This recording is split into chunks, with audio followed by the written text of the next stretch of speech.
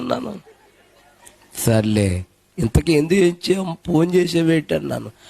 నేను రేపు మా ఇంటికి వచ్చేస్తున్నాను, మా ఊరు వచ్చేస్తున్నాను, నేను రాగానే మీరు అక్కడ ఉండాలి అంది. ఎయిర్పోర్ట్ కదా, అంతమాని ఎయిర్పోర్టే నీకు. మా ఇంటికి అన్నదా, మా ఇంటికి వస్తున్నా అని చెప్పింది కదా, అంతమాన ఎయిర్పోర్ట్ లేదు మీకు. స్తోత్రం చెప్పట్టుగా.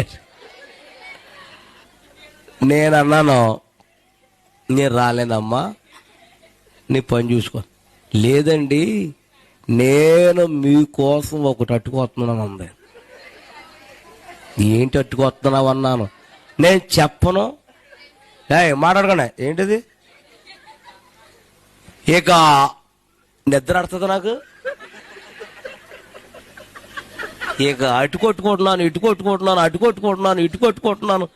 ఎప్పుడు తెల్లారుతుందా చూస్తున్నాను. తెల్లారిపోయింది. కాపుగా మొఖం కొడుకొని స్నానం చేసేసి బట్టలు వేసేసుకుని బైబిల్ పెట్టుకుని సెంటర్కి వచ్చేసాను. ఏమిక్తాకి? బస్సు ఎక్కుతాకి. మగోళ్ళు తెల్లవారుజాములు టీ తాగితాకి వెళ్తారు కదా, పని పాట లేకపోయినా. ఎక్కడికి? కాపోట్లకి టీ తాగుతున్నారు. అయ్యగారు ఏంటి పొద్దున్నే వచ్చేసారు ఇటు అన్నాడు.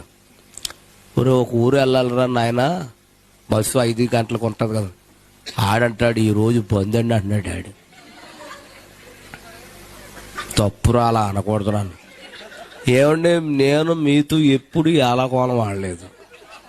కావాలితే ఆ కాఫీ హోటల్గా ఆ వాండర్ గారిని అడగన్నాను, ఏమండి వీడు చెప్పింది నిజమేనా అన్న.